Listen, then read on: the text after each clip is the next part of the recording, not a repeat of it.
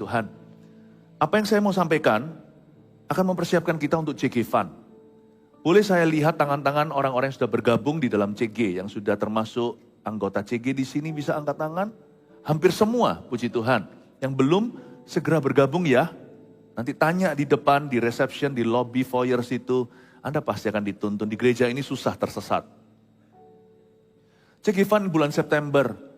CG Fund adalah penjangkauan atau penginjilan lewat kelompok sel atau kelompok kecil. Saya sedang mempersiapkan ini. Ini sekarang menyeluruh gereja kita sampai ke luar negeri. Hari-hari ini saya melihat sebuah fenomena. Jemaat kita semua besar, kecil, tua, muda mentaati firman Allah. We are obeying the scriptures. Peduli amat jawatan kita, karunianya beda. Kita harus tahu bahwa hati Tuhan itu selalu bagi jiwa-jiwa. Dan kalau tadi Anda melihat di laporan kemenangan ada kota-kota yang disebutkan sana, kalau Anda punya rekan, teman, keluarga handai taulan, sekarang Anda tahu referensikan kemana jikalau mereka belum digembalakan. Kami siap seriusi setiap jiwa bagi Kristus. Seharian ini, sepanjang hari, in fact dari kemarin sih, 7 kali saya khotbah akhir pekan ini.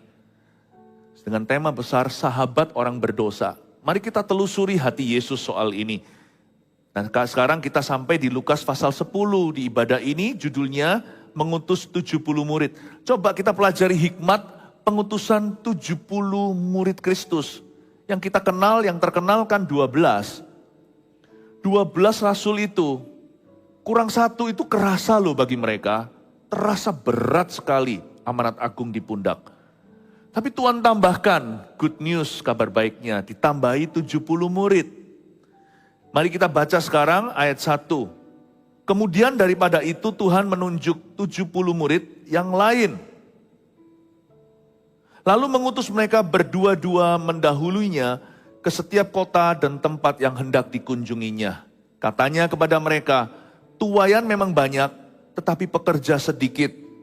Karena itu mintalah kepada Tuhan yang empunya tuaian, supaya ia mengirimkan pekerja-pekerja untuk tuaian itu. Berhenti di situ, saya jelaskan satu persatu. Ini ide Yesus ayat 1. Kemudian daripada itu Tuhan menunjuk 70 murid yang lain. Sekali lagi saya katakan, yang dikenal oleh masyarakat zaman itu, bahkan sekarang pun di antara orang Kristen, yang didengungkan adalah 12 murid Yesus. 12 itu Avengers-nya Tuhan. Itu liga superhero. Kita nggak berani menyamakan diri. Tapi pasal 10 ini untuk kita, for you and me. Untuk orang-orang biasa, karena Alkitab mengatakan Tuhan menunjuk 70 murid yang lain. Murid yang lain atau cadangan. Tapi 70 murid ini luar biasa loh. Mereka sungguh-sungguh melaksanakan tugas yang mereka emban. Ternyata Tuhan itu bisa pakai orang-orang biasa. Gak harus orang luar biasa. Kerajaan Tuhan adalah bagi orang yang mau, bukan orang yang mampu. Mungkin ini klise ya, tapi perlu sekali lagi diingatkan, gentle reminder dari Roh Kudus. God seeks the willing, not the able. He enable the willing. Dia memampukan orang-orang yang bersedia. Dia cari hati yang available untuk dipakainya. Karena itu Tuhan memilih 70 murid yang lain tanpa wajah, tanpa nama. Yang kita tahu kan Petrus, Yohanes, Yakobus, lalu Filipus, Bartolomeus dan sebagainya. Ini 70 murid ini siapa aja kita nggak ngerti. Tapi nggak masalah, karena kerajaan Tuhan itu bukan untuk cari muka. Perubahan hidup itu yang harus dikejar oleh gerejanya. Kita bukan mau tambah members, gereja kita udah besar. Kalau kita lihat diri sendiri, kita bisa puas diri. Tapi kalau kita melihat ladang penginjilan, dan Yesus sudah mati. Yesus sudah mati bagi orang-orang di dunia ini. Semua manusia di atas muka bumi. Maka tugas kita jauh dari selesai, Bapak Ibu. Makanya tadi saya katakan di awal-awal saya bukan evangelis. Karena banyakan kita itu beralasan begini, aku bukan penginjil. Saya juga bukan. Saya juga bukan. Injil itu adalah tanggung jawab kita bersama, karena kita diselamatkan oleh Injil yang sama. Tuhan menunjuk 70 murid yang lain. Nggak hanya berhenti di situ, lalu dia mengutus mereka berdua-dua.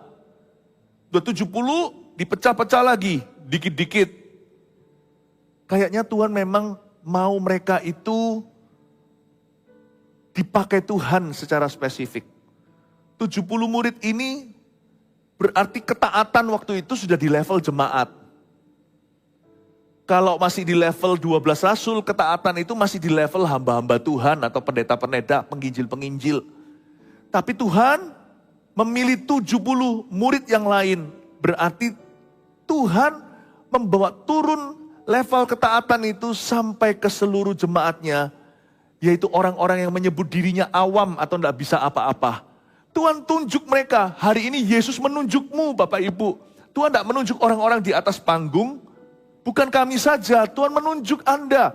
Andalah 70 murid yang lain yang tidak disebut nama, tidak ditampilkan wajah.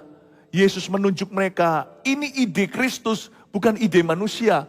Tuhan punya ide suatu hari bahwa ketaatan itu harus di level jemaat. Ini kerinduan Bapa, misalnya soal puji-pujian yang sungguh-sungguh berapi-api bukan hanya yang di atas, tapi sampai ke ujung ruangan, sampai barisan paling belakang. Demikian pula membawa kabar baik kepada sesama kita. Tidak boleh dilakukan lewat khotbah. Khotbah itu punya fungsinya. Tidak bisa menggantikan kesaksian pribadi. Tapi sebaliknya juga kesaksian individu tidak bisa memenuhi seluruh kebutuhan pemberitaan Injil. Ada yang namanya mass evangelism atau penginjilan dalam skala besar. Namun demikian kita harus saling melengkapi. Saya percaya ada jiwa-jiwa yang tidak akan pernah masuk kerajaan sorga karena kuncinya di tangan Anda secara individu. Bukan di tangan kami para pendeta. Kita harus bekerja sama. Tubuh Kristus itu nggak terdiri dari satu anggota tubuh. Tubuh Kristus terdiri dari setiap member, setiap anggota badan yang berbeda-beda fungsinya. Saya percaya kita semua adalah bagian tubuh Kristus. Setiap kita harus berfungsi, setiap kita harus bertumbuh, setiap orang harus berbuah. Tuhan menunjuk 70 murid yang lain. Ketaatan sampai di level jemaat. Tuhan mau Anda mengemban Injil kepada sesamamu. Sesama itu mungkin adalah papa sendiri, mama sendiri, suami atau istri atau anaknya. Atau keponakannya, atau tantenya, atau bosnya, atau karyawannya, atau rekan bisnisnya, kongsian, kliennya, teman sebangku sekolah, kawan mahasiswa. Tuhan mau Anda proaktif. Tuhan mau kita semua ambil tanggung jawab soal ini. Dia menunjuk 70 murid yang lain. Lalu mengutus mereka berdua-dua. Kenapa mengutus berdua-dua? Karena waktu mereka asyiknya rame-rame, Injil kepada setiap orang tidak seefektif itu. Tahukah, sekalipun Allah Maha hadir, tapi berita Injil itu harus dibawa secara pribadi. Tuhan itu ada di mana-mana, tetapi dikatakan di Alkitab berbahagialah atau indahnya kaki yang membawa glad tidings atau kabar baik itu. Mungkin seorang pengkhotbah bisa memberitakan firman dari atas, tapi kunci terakhir orang itu bertobat bisa di tangan Anda loh yang berkata, ayo kamu maju, aku barengi atau temani kamu. Tahu nggak? Tombol terakhirnya itu di tangan kita, bukan di tangan pengkhotbah. Bisa jadi firman Tuhan dibagikan, tapi nanti ketika Anda ngomong secara pribadi, sekalipun firman itu sudah ditaburkan, sudah ada benih di hati, tapi tidak menunggu sampai Anda menyirami benih itu secara pribadi, Anda ajak orang itu ke gereja, atau cerita tentang kebaikan Tuhan dalam hidupmu, sebelum Anda lakukan itu, orang itu mungkin tidak akan terima Yesus. Pengkhotbah itu tetap jauh. Tapi kalau papa diberitahu anaknya sendiri, mungkin mau. Apalagi sama cucunya. Don't even think that all the keys, semua kunci kerajaan sorga itu diberikan di atas mimbar. The kingdom of God consists of many keys. Kerajaan Allah itu terdiri dari banyak kunci. Dan kalau Anda tubuh Kristus dan anak Tuhan, maka kunci itu juga ada di tangan Anda. Hari ini firman yang saya bagikan mengingatkan kita bahwa kita semua pegang kunci kerajaan sorga. Yesus pegang master key-nya. Yesus bisa buka segala pintu. Dan Yesus bisa merestui setiap usahamu dan usahaku. Yesus pegang kunci utama. Tapi masing-masing kita pegang kunci tertentu. Makanya itu Tuhan menunjuk 70 murid yang lain. Karena tidak bisa yang namanya amanat agung digenapi hanya oleh 12 orang. Itu pun -1. Berat sekali tugas mereka. Tuhan panggil 70 murid yang lain. Kemudian hari 120 itu jadi 3.000. Dan mereka semua bergerak dengan Kristus. Yesus mengutus mereka berdua-dua. Mendahuluinya ke setiap kota dan tempat yang hendak dikunjunginya. Kalau kita baca dengan teliti dan seksama, maka ayat pertama tidak berkata bahwa Tuhan mengutus mereka ke setiap kota. Tuhan tidak mengutus mereka ke setiap kota. Penginjilan tidak boleh membabi buta. Tuhan mengutus mereka ke setiap kota dan tempat yang hendak dikunjunginya. Ada arti tertentu soal ayat ini. Yang pertama artinya adalah ke kota orang itu jadi host. Yesus kalau mau melawat rumah tanggamu, harus ada satu yang welcome home dia. Kisah Para Rasul 16 ayat 31 berkata, jikalau satu orang percaya kepada Tuhan, seisi rumah tangganya diselamatkan. Meskipun mereka harus membuat keputusan secara pribadi untuk ikut Yesus karena keselamatan tidak bisa diwakilkan. Tapi Tuhan menunggu ada satu orang yang buka pintu. Satu orang buka pintu itu adalah orang-orang yang bayar harga di depan. Mungkin disalahpahami dulu, disalah ngerti, tapi harus ada pendoa syafaat di sana. Mungkin dia nggak pandai atau fasih lidah, tapi dia berdoa apa adanya. Tuhan selamatkan keluargaku. Lalu orang itu yang berusaha dulu, dia menabur dulu. Dan lewat usaha orang itu, Tuhan masuk ke seluruh keluarganya. Gara-gara orang itu, seluruh family-nya masuk dalam perjanjian keselamatan. Maksudnya keselamatan jadi dekat, bukan semakin jauh. Keluarga yang gak ada satupun orang Kristennya, dengan keluarga yang ada orang Kristennya, lebih berkesempatan diselamatkan seluruh isi rumah tangganya jikalau ada satu orang Kristen di dalamnya.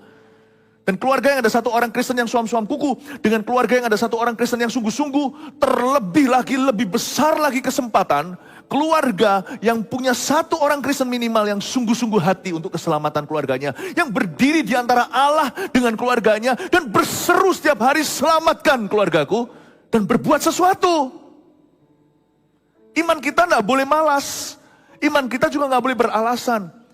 Toh setiap usaha kita itu yang kita lakukan itu di dalam Tuhan.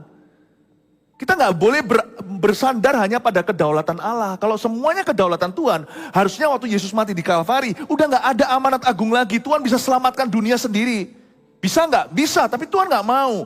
Karena itu entah kenapa untuk alasan yang misterius, saya juga nggak ngerti kenapa Tuhan memilih kita. Saya bahkan nggak mengerti kenapa Tuhan pilih saya. Tapi kita dipilih bukan untuk pengangguran, kita dipilih untuk melakukan sesuatu bagi orang-orang yang kita peduli dan kita cinta. Dan Tuhan memberikan kunci itu ke tangan kita. I don't know why, really, to be honest with you. Sejujurnya saya nggak ngerti kenapa kunci itu ditaruh di tangan kita, nggak tangan malaikat aja. Tapi ya sudah, jangan kritik Tuhan. Siapa bisa jadi penasehatnya? Kalau kunci di tangan kita, pakailah. Janganlah kita lemparkan kembali ke Tuhan, bersandar hanya pada kedaulatannya. Toh semua usaha yang kita lakukan itu di dalam Kristus. Mana lebih besar? Kita di dalam Tuhan tidak berbuat sesuatu dengan di dalam Tuhan berbuat sesuatu. Mana lebih besar? Ya di dalam Tuhan berbuat sesuatu. Bedanya itu 1 talenta dengan 5 talenta. Kita tidak berbuat apa-apa, pasti Tuhan juga bekerja. Tapi 1 talenta. Tapi kalau kita berbuat sesuatu, 1 talenta, 2 talenta itu menjadi 4, 5 talenta itu menjadi 10 kota. Tapi ujungnya kita tidak bisa sok-sokan berkata, lu gak berbuat apa-apa, lihat gua rajin, lihat saya bayar harga, lihat karena begini, karena aku, karena usaha dan jeripayaku. Jangan sombong, ujungnya semua itu yang patut dapat glory adalah Yesus Kristus. Karena kita lakukan dengan sedikit maupun dengan banyak. Everything we do it in Christ. Apapun yang kita lakukan di dalam Kristus. Jadi kita gak boleh take glory, take credit, kita gak boleh mencuri kemuliaan. Tapi kita juga gak boleh beralasan. Let's do something about it. Gereja ini tidak dibangun dengan di atas dasar hanya percaya. Only believe. He will forgive. Ya, kita hanya percaya dia ampuni. Tapi kerjakan keselamatanmu itu not only to believe. Gak hanya percaya saja. Kita harus melakukan sesuatu. Jangan jadikan yang namanya menginjili atau bersaksi. Bersaksi itu harus disengaja. Jangan sampai keselamatan orang-orang yang Anda peduli dan cinta itu dijadikan perkara kebetulan. Gak akan pernah datang. Perkara kebetulan gak akan kejadian, gak akan keluaran. Jikalau Anda tidak dulu jadi imamat. Dan Anda mulai menghitung siapa yang Tuhan serahkan ke tanganmu untuk Anda doakan. Dan dari bilangan itu Tuhan akan mengulangi pekerjaannya seperti masa lalu. Saya ingin sekali mendorong kita semuanya untuk menjadi gereja yang bergerak. Makanya tadi saya tanya siapa di sini udah ikut CG. Wow, bulan September kita sepakat tekan tombol bersama-sama CG Fund. Bukan untuk senang-senang, tapi untuk mempedulikan teman-teman baru. Ini waktunya. Injil diberitakan ke seluruh bumi. Amin Bapak Ibu, puji Tuhan. Dan Tuhan suruh mereka mendahului ke setiap kota dan tempat yang hendak dikunjunginya. Misalnya kalau Tuhan mau pergi ke Surabaya ya kita harus buka jalan. Cuman waktu itu kan terjadinya di Timur Tengah, Injil belum sampai Asia. Kalau Tuhan mau ke Jakarta ya orang Jakarta harus membuka pintu. Tuhan mau pergi ke setiap kota dan tempat yang hendak dikunjunginya. Mungkin ada yang satu yang angkat tangan dari 70 murid. Tuhan, aku dari Bethesda. Tuhan Yesus waktu itu kan base-nya di Kapernaum. Please come to me, deket kok. Mungkin ada yang angkat tangan dan berkata, aku dari Bethlehem Tuhan. 70 murid itu kan beda-beda semua asal usulnya. Latar belakang tak sama. Mereka dari kota-kota yang tidak sama pula. Mungkin ada yang angkat tangan dan berkata, Lord please come. Tolong datang Tuhan ke Kaisaria. Tuhan, tolong datang ke Betania. Tuhan tolong ke Yerusalem. Susah, orang Yerusalem itu religius semuanya, ahli Farisi. Orang Farisi ahli Taurat. Tuhan berkata, baik, ke setiap kota yang hendak dikunjunginya. Tapi juga berarti gini, kita harus belajar peka. Ada orang-orang tertentu yang Tuhan mau jamah minggu depan. Dan Tuhan mau kita mendahulunya seperti Yohanes Pembaptis. Cara kerja Tuhan itu tertib sekali namun indah. Di tahun mimpi dan penglihatan ini, why not? Kenapa tidak? Kita minta vision for one soul. Kalau kita berdoa ke situ ya Tuhan akan tunjukkan. Kalau kita tidak berdoa ke sana ya Tuhan tidak berbuat apa-apa. Kenapa? Terjadilah sesuai dengan imanmu itu bolak-balik diucapkan Yesus di kitab Injilnya. Be it unto you according to your faith. Tidak heran kan ketika misalnya firman Tuhan dibagikan soal kesembuhan, orang-orang disembuhkan. Dia berfirman dan sembuhkan aku. Dibutuhkan iman untuk mendahului pekerjaan Tuhan. Adakah iman di sini? Do you have faith? Punyakah Anda iman untuk seseorang yang segera akan Tuhan kunjungi dan selamatkan? Saya sengaja berdoa ke arah sana, itu kiblatku. Saya nggak percaya timur, barat, utara, selatan. Tapi saya percaya jiwa-jiwa adalah kiblat setiap orang benar. Saya selalu berdoa ke arah sana. Dan terkadang Tuhan kasih saya mimpi, tiba-tiba muncul di mimpi saya. Orang yang nggak saya duga, yang menurut saya orang itu susah, sudah banyak orang coba. Tapi waktu saya taat ya, heran loh hasilnya. Ternyata waktunya bisa pas, orang itu memang butuh didoakan. Kadang-kadang Tuhan tidak memberikan mimpi atau penglihatan, tidak ada visualisasi, bahkan audio pun tiada. Tapi sebuah dorongan di hati. Tiba-tiba terpikir sosok seseorang. Iya ya, orang ini gimana ya gak pernah ke gereja. Aku undang kita sendiri gak bisa jadi pengkhotbah, tapi bisa jadi kepanjangan tangan Tuhan.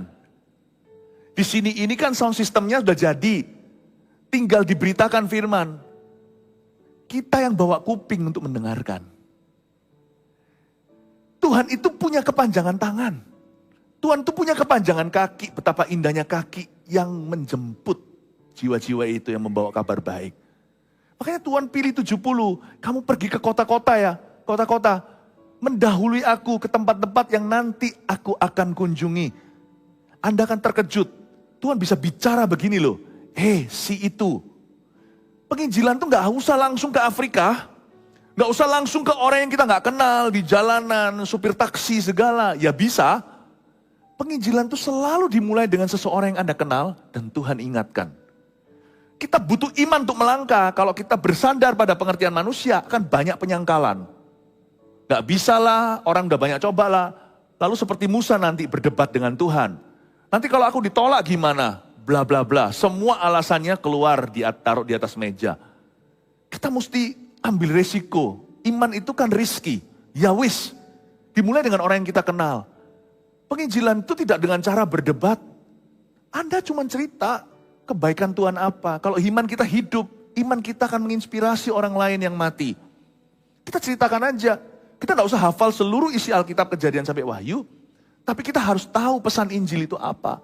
Yesus mati untuk dosamu, dia bangkit hari ketiga. Udah, sisanya cerita kebaikan Tuhan. Bukan dengan menjelek-jelekkan agama tentunya. Tidak perlu berdebat teologi, biasanya orang yang mau berdebat itu belum ready untuk diselamatkan. Doakan aja. Kalau Anda tidak siap menjawab, biar orang yang ahli menjawabnya, Anda doakan. Tapi ada orang yang tidak ingin berdebat kok. Ada orang yang ingin kau layani. Baik itu Kristen KTP atau non-Kristiani. Udah siap mereka itu. Tadi di ibadah sebelum ini saya jelaskan, sebenarnya mereka yang terhilang itu ingin kembali. Karena kerja untuk setan itu susah. Setelah manis pasti sepah dibuang. Sebenarnya every sinner is tired on the inside.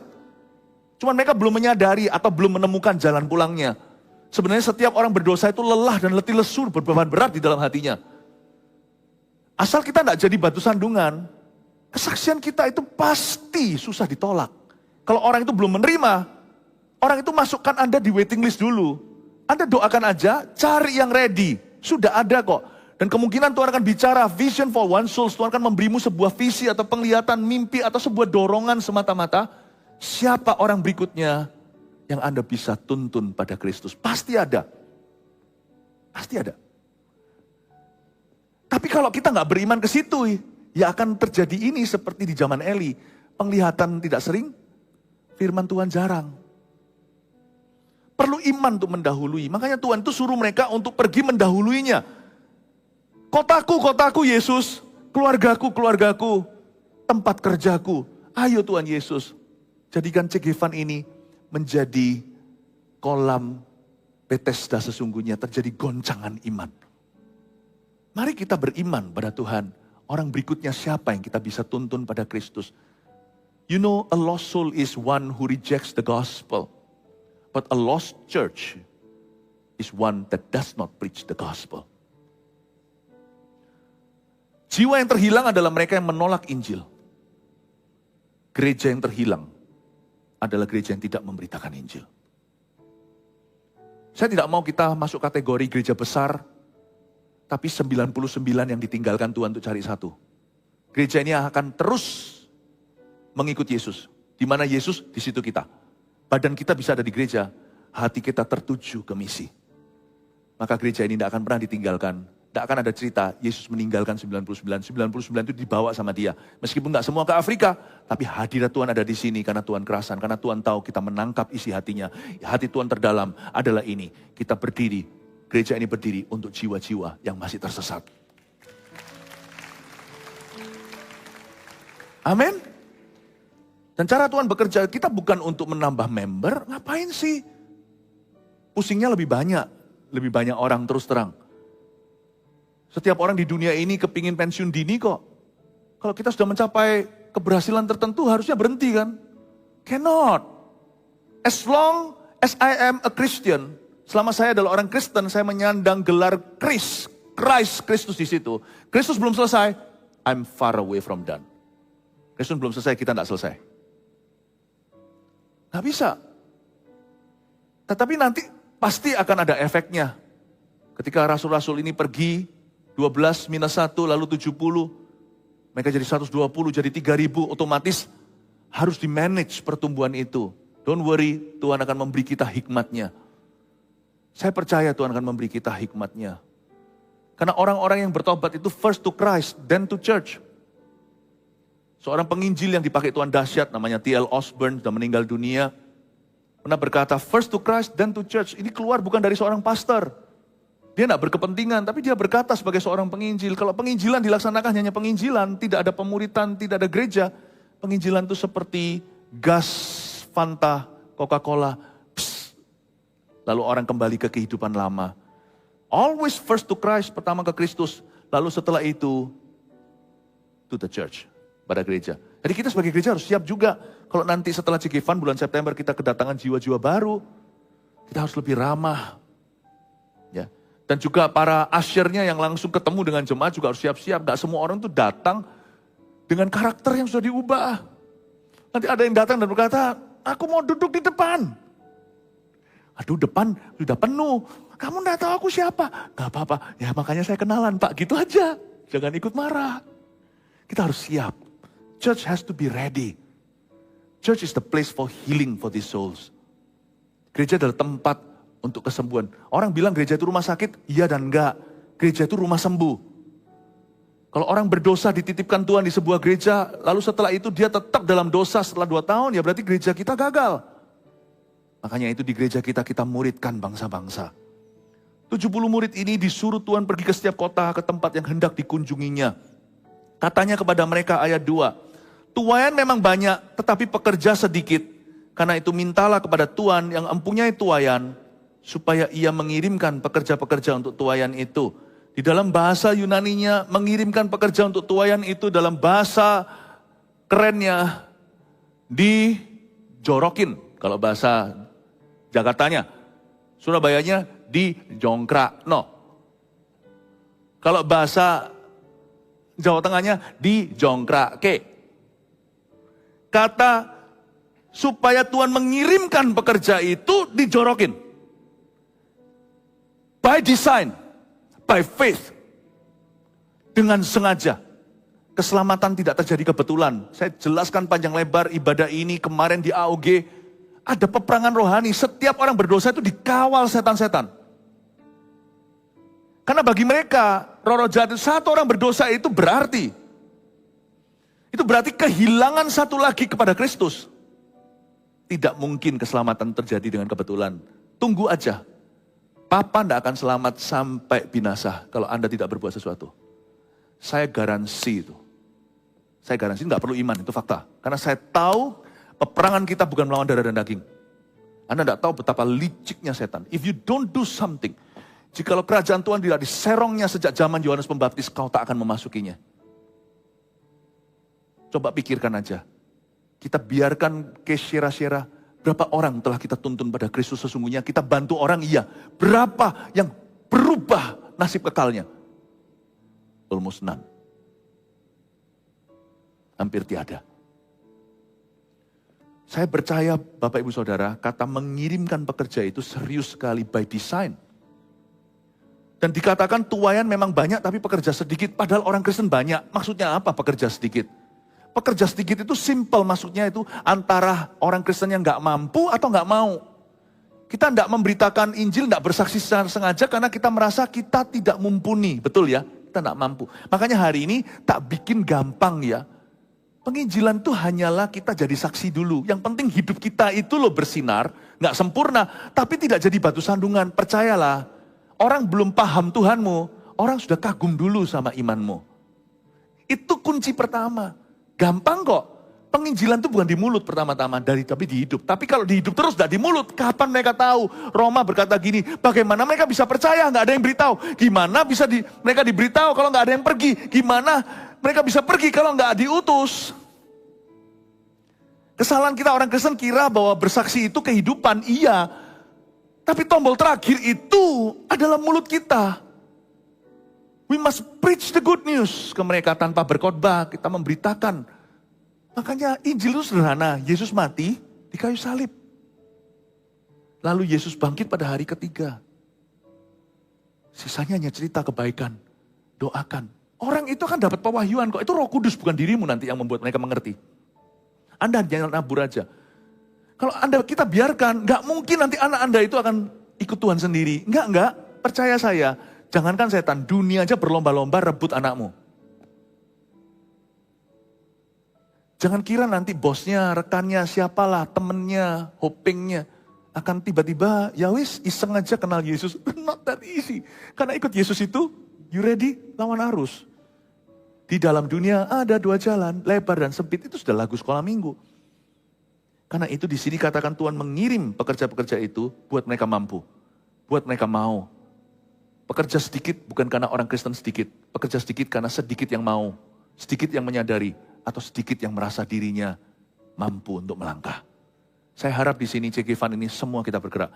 Ini sudah di level jemaat. Ini bukan KKR-nya Philip Mantova, KKR-nya Yudi Kusmanto, bukan lagi KKR-nya siapa-siapa, bukan. Ini sudah menjadi kebangunan rohani umat. Ini waktunya setiap kita berperan, setiap orang proaktif, setiap orang ambil peran. Amin. Berapa ayat lagi lalu saya selesai, pergilah sesungguhnya aku mengutus kamu seperti anak domba ke tengah-tengah serigala. Itu dia. Janganlah membawa pundi-pundi atau bekal atau kasut. Dan jangan memberi salam kepada siapapun selama dalam perjalanan. Ini yang saya sebut Gongso, tahu? Dalam bahasa Chinese-nya karate itu artinya ilmu bela diri tangan kosong. Gongso. Injil itu Gongso. Tangan kosong. Injil itu harus apa ya Pak? Harus gini? Enggak usah. Bawa hidupmu aja jadi domba. Anak domba ke tengah serigala. Sebab serigala enggak dengarkan serigala. Ah, sama aja lu sama gua. Kalau kita bisa dilihat sebagai anak domba, mereka mau dengar kita mau ngomong apa. Pertama mereka lihat kita lemah sebagai mangsa. Lama-lama mereka akan melihat gembala kita. Gongso. Tangan kosong. Jangan bawa pundi, jangan bawa kasut, jangan bawa apa. Kesaksian hidupmu aja. Dan itu nanti Tuhan yang provide. Tiap hari akan ada sesuatu yang bisa Anda ceritakan dari Yesus. Makanya orang kalau mau memberitakan Injil itu imannya pasti hidup. Makanya itu kalau mau gereja kita imannya hidup senantiasa, beritakan Injil. Karena kalau kita mau meningkat damai sejahteranya, Injil itu adalah kasut kerelaan memberitakan Injil damai sejahtera. Jangan cari damai tidak ada. Beritakan Injil, damai akan datang padamu. Ayat 5, kalau kamu memasuki suatu rumah, katakan lebih dahulu, damai sejahtera bagi rumah ini. Dan jikalau di situ ada orang yang layak menerima damai sejahtera, maka salammu itu akan tinggal di atasnya. Tetapi jika tidak, salammu itu kembali kepadamu. I love this. Alasan mengapa banyakkan orang Kristen tidak mau bersaksi kepada sesamanya, ya takut. Salah satunya yang utama adalah apa? Takut ditolak. Ayat ini menjawab kegelisahan kita soal ini. Kalau kamu masuk ke rumah, ucapkan shalom, damai sejahtera. Kalau ada orang layak menerima damai itu, damai salammu akan tinggal. Tapi kalau kamu ditolak, salammu itu kembali kepadamu. Tahukah? Waktu kita beritakan Injil kalau kita ditolak, itu pun berkat untuk kita. Damainya itu luar biasa. Saya pernah merasakan dalam skala yang berbeda, bukan skala one on one. Saya pernah dari waktu ke waktu mengalami dalam skala yang cukup serius. Ya, ketika dicemoohkan, saya memberitakan Injil, dicemoohkan, ditertawakan, diancam, pernah.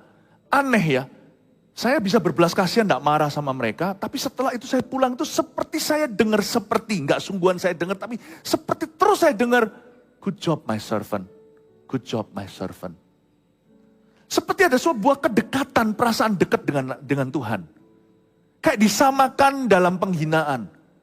Seperti rasul-rasul setelah dicambuki itu, setelah disesah mereka berkata, we count ourselves blessed, kami menganggap diri kami ini sangat beruntung bisa dihina bersama Kristus. Bisa menderita bersama Tuhan. Saya ngalami, baik itu waktu syuting Before 30 zaman sebelum Saat Teduh Bersama. Waktu itu kita masuk TV, lalu di mana-mana. Itu syutingnya di luar malahan, gosong saya. Gara-gara selama 4 tahun itu syuting ratusan episode masuk TV itu penginjilan. Ini saya keluar freckles-nya semuanya bintik-bintik di wajah. Ini kalau semua diuangkan saya udah kaya raya. Karena waktu saya nyampaikan firman gini, yang kasih itu kasihan yang kru yang pegang tangan gini, saya ngulang gak apa-apa. Disentrong matahari, tapi mereka kasihan harus pegang alat berat. Itu ada aja orang yang sengaja lewati untuk membatalkan. Misalnya di negara A yang tidak ramah kekristenan atau di kota mana. Tapi saya nggak apa-apa, Tuhan. Kayak seperti Tuhan tuh tanya sama saya, kamu masih mau belanin nggak? Mau Tuhan, take lagi loh, take lagi, ulang lagi. Atau ketika ditertawakan, you know your shalom cannot leave you. Waktu Anda beritakan Injil damai sejahtera, it always comes back to you. Mau ditolak pun, Anda enggak marah, Anda enggak kecewa kok. Dan enggak tentu loh, ini belum game over. Yang nolak itu sekarang. Saya bolak-balik ketemu sama orang, wah saya dulu enggak suka sama you. Tapi sekarang, saya melayani Tuhan di gerejamu. Nanti Anda juga akan ketemu yang sama. Wah saya enggak mau orang itu terkenal angker sekali. Nanti anggota CG-mu. Pemimpin berikutnya Anda tumpang tangani. Ini orang dugem meluru dunia gemerlap. Bentar lagi dia jadi dugem dunia penggembalaan. Your peace will always come back to you. Belum lagi, itu belum game over. Anda enggak tahu orang itu hasil akhirnya di tangan Tuhan. Ya. Tetapi kalau diterima, itu bukan cuma damai sejahtera, sukacitanya. Kemarin di AOG saya ceritakan sukacita Tuhan itu seperti sukacita seorang anak kecil kalau terima kado yang belum dia punya, padahal Tuhan punya segalanya. Setiap kali ada satu orang bertobat, sorga bersukacita, Tuhan berkata bergembiralah dengan aku. Kata bergembiralah dengan aku itu dalam bahasa Yunaninya, congratulate me. Mana bisa sih kita itu ngasih kado sama Tuhan, Tuhan punya segalanya kecuali satu. Waktu Tuhan terima satu orang bertobat, menerima kasih karunia, gara-gara kita, Tuhan bertindak seolah-olah dia belum punya itu. Dan seperti Tuhan bertindak seolah-olah dia menerima sebuah kado baru. Seperti seolah-olah dia nggak pernah ciptakan orang itu. Anak yang hilang kembali, itu disambut seperti anak kecil terima kado. Wow, dapat sepeda. Tuhan juga akan berjingkrak-jingkrak ria dan berkata, wow. Dia hanya berhenti sampai kata terima kasih. Tuhan akan ucapkan thank you. Karena Tuhan tidak berhutang budi. Do you know that our God, waktu kita memberitakan Injil damai sejahtera kepada seseorang, dan tidak susah. Yesus mati, Yesus bangkit hari ketiga, sisanya cerita dan doakan. Apa susahnya?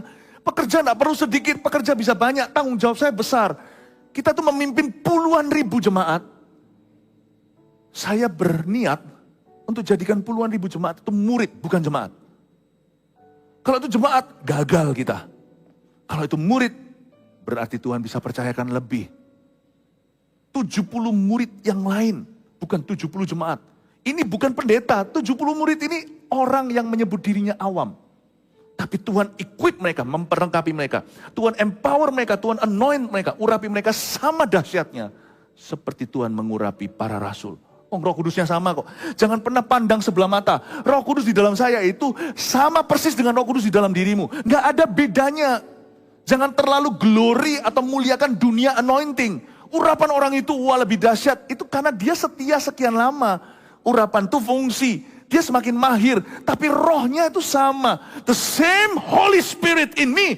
He is in you. Saya punya prinsip yang sama. Roh Kudus yang sama ada di dalam diri Rasul Paulus dan Petrus. Ada di dalam saya. Meskipun sapu tangan saya mungkin tidak menyembuhkan. Karena memang tidak diperlukan. Tapi kalau diperlukan, jangankan sapu tangan. Tanpa sapu tangan atau bayangan pun Tuhan bisa sanggup sembuhkan. Orang di dalam pelayanan saya bukan karena saya bisa menyembuhkan mereka. It's the Holy Spirit God. He can use you. He can use you. Dari waktu ke waktu. Sebagai CEO perusahaan misalnya harus meresikokan. Dia nggak boleh main aman. Sebagai gembala sidang dan hamba Tuhan, saya harus resikokan lagi. Semua digoncang. Supaya jangan jadi jemaat. God never calls me. Nggak pernah memanggil saya untuk menggembalakan jemaat. Tuhan memanggil saya untuk memuridkan. That must be clear for this church. Amin Bapak Ibu Saudara. Damai sejahtera itu kan kembali kepadamu. Saya kasih 3 poin sederhana untuk kita bawa pulang. Menuju Cegevan ya. Nanti September jangan lupa. Sekarang kita mengerti bahwa Tuhan ini tugas kami. Seperti lagu itu, berikan pada kami hati yang mengasihi, jiwa-jiwa yang belum mengenal kasih Bapa. Sama-sama bukan evangelisnya, sama-sama bukan penginjil. Mari kita sama di halaman yang sama. You and I, Anda dan saya hanyalah murid Kristus. Kitalah 70 murid yang lain. Ya bolehlah Anda taruh saya di Liga 12 murid Yesus ya nggak apa-apa. Tapi tetap 70 murid Yesus ini sama-sama dipakainya. Ini momenmu September nanti itu. Ya, 3 poin sederhana, mengutus 70 murid. 1, Tuhan sanggup memakai orang-orang biasa. Tangkap ini, pewahyuan sederhana, tapi kalau Anda percaya, besar dampaknya dalam hidup Anda. Tuhan sanggup memakai orang-orang biasa. God can use me. Seperti lagu itu, if you can use anything Lord, you can use me. Kalau engkau bisa memakai apa saja, engkau bisa pakai saya. 2, dalam kelompok kecil, 2-2 kan dikutus. Dalam kelompok kecil, lebih terasa tanggung jawabnya. Makanya Tuhan itu pisahkan mereka 70 jadi 2-2. Karena tahu nggak, Injil itu mempan ketika personalize. Karena Tuhan tidak pernah mati untuk rombongan orang. Tuhan mati untuk setiap orang. You know one other thing, satu lagi. Tuhan tidak pernah mati untuk bangsa-bangsa loh. Tidak pernah Tuhan naik di atas kayu salib dan berkata, Lord, I'm doing this for America. Tidak. I'm doing this for Indonesia. No. I'm doing this for every sinner. Tuhan tidak mati untuk bangsa-bangsa. Jadi percuma kita ngadakan misalnya doa seluruh nasional. Kita minta revival kalau tidak ada orang yang langsung turun ke highways and byways, ke alleys, ke terowongan-terowongan, ke lorong-lorong itu, dan membawa masuk orang yang tidak berpakaian pesta ke dalam kerajaan sorga untuk diubahkan. God doesn't die. Jesus didn't die for Indonesia. He died for every Indonesian. Makanya saya nggak peduli kalau di Australia, di Eropa, apapun ras mereka, apapun ras, agama, budaya mereka, Jesus died for you, my brother. Jesus died for you. Dan saking banyaknya di Indonesia sampai terjadi kebangunan rohani. Nanti suatu hari di Eropa juga akan terjadi sampai kebangunan rohani. Di Australia, di sini, gembalanya ada di sini. Pastor Robin. Then we can start talking about how God can save a nation. Cara Tuhan memenangkan satu bangsa negara itu selalu memulainya dengan memenangkan jiwa demi jiwa. A person at a time. Dia tidak mati untuk bangsa-bangsa. Dia mati untuk seseorang. Dalam kelompok kecil lebih terasa tanggung jawabnya. Saya bersyukur nanti di CG Fund ini bukan bergantung pada mass evangelism atau penginjilan massal. Tetapi ini adalah ketaatan di level jemaat. Get ready ya, siapkan dirimu. 3, Roh Kudus punya ruang lebih besar untuk bekerja. Ketika kita menyadari itu tugas kita. Dan ketika kita dirilis, di ibadah ini sekarang saya mau rilis Anda. Saya mau rilis Anda. Untuk masuk ke amanat agung ini. Ketika kita semua masing-masing sama Tuhan diberi ruang dalam kelompok kecil itu. Dan di situ tidak bisa bergantung dengan pendetamu. CGL dengan rekan-rekannya, di situ tidak bisa bergantung, kita harus bergantung dengan doa. Disitulah nanti Anda akan lihat, lebih banyak orang diselamatkan dengan cara demikian daripada lewat KKR-KKR kita. Dan lebih kekal sifatnya. Amin. Haleluya. Berikan tepuk tangan untuk Tuhan Yesus.